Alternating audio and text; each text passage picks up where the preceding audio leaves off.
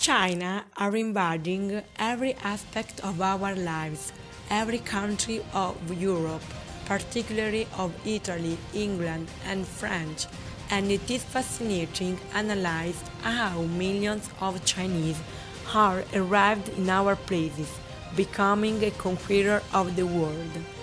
And migration is an opportunity for Chinese, and it is their revenge. And during their migration flows, they have been exploited by Western people. And between the period of the Opium War and World War I, known as manpower immigration, thanks to the liberalization of exports, Chinese workers' trade began, and they were called wagong, and they lived in miserable conditions, obliged to forced labor.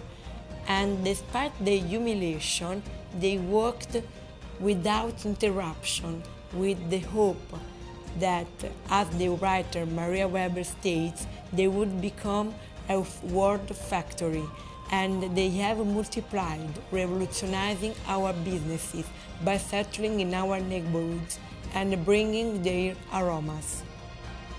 Thanks to Guanxi, as well as privileged relationship between the new migrant and the member of the same village, they created many communities of Chinese called Chinatowns, and among the most important there is that in Milano in Via Paolo Sarpi, or in London in the Borough of Westminster, or Chinatown in Paris.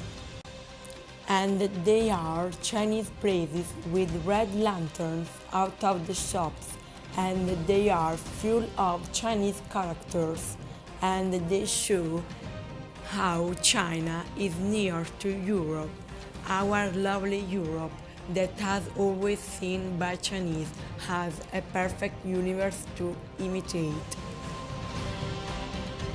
And they did it, and they imitate us in automobile and textile sectors, excelling, and they often are better than us. They are a real threat for us, and we fear to be eliminated by this dragon, an unstoppable dragon, never satisfied, that wants to become a Laoban, the owner of all companies. And China that woke up from its long lethargy, now it is very wealthy, and it is changing its fate, acquiring many Italian, English and French multinationals, such as the Italian firm Pirelli, that in 2005 was purchased by China National Chemical Corporation, or the case of clothing firm Krizia, created by the stylist Mariuccia Mandelli, and that now it is managed by the Chinese businesswoman Chu Chongyun. And what about the brand Missy 60 that was so popular among Italian teenagers? Currently, it belongs to China too, and it was acquired by Chinese trendy group.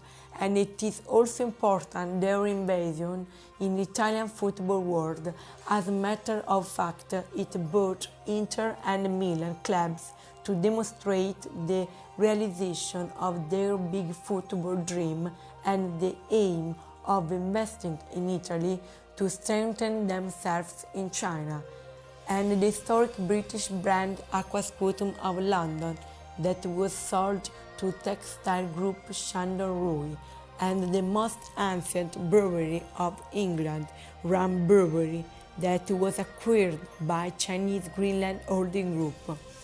And France, despite its elegance, was occupied by the disorganization of Chinese things, and it was crushed by their investments and purchases.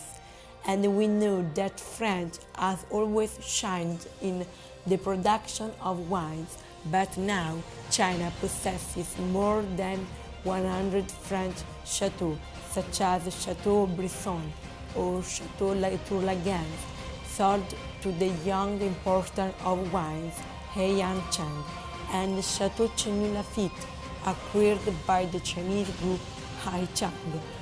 And another sector in which French was always appreciated by consumers from all over the world is that of perfume, but currently one of the most important French perfumery Marino is bought by the magnate Liga Chanel of Hong Kong. And the Chinese fate has changed, and China, that has always been known for its underdevelopment and its slave futures, is emerging stronger and it's eliminating all the competitors from the world scene. In Chinese, China is Chongguo, and it literally means middle land. And despite this simple ideogram, it shows the true meaning of this concept. And this term is a proof that it is regaining its previous position, the center of the world. Currently, China is at the center and everything rotates around it, and this dragon is ready to bring about innovation and prosperity. And it is a victory, an escape from their humiliation century. But also in the past, China was better than Westerns. As a matter of fact, the first poems were written in China when Alexander the Great was still a child, and Chinese preceded Westerns in the researches of the passage of Halley's Comet. Finally, this situation is not occurred only thanks to Chinese determination and its adaptability, but in my opinion, it is mainly our fault because we have failed to compete and create strategic alliances to safeguard our firms. But now it is too late. We cannot go back. The Chinese economy has become well integrated into our country, and the closing of trade markets would be detrimental to everyone, since this would lead to a global economic recession. And we can only put trust in this country because, after all, there is a little bit of Chinese in all of us.